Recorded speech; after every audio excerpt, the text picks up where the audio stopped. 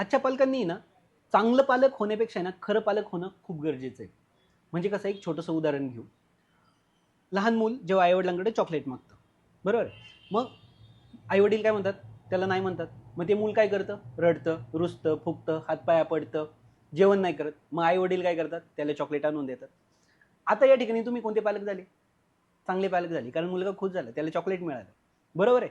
पण या ठिकाणी दोन चुकीच्या गोष्टी घडल्या.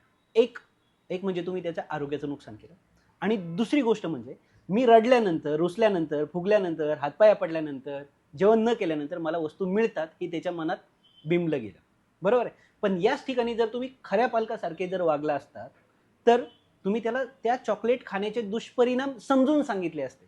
परिणाम काय झाला असता? त्यांनी ती चॉकलेट तुमच्याकडे मागितलं नसतं.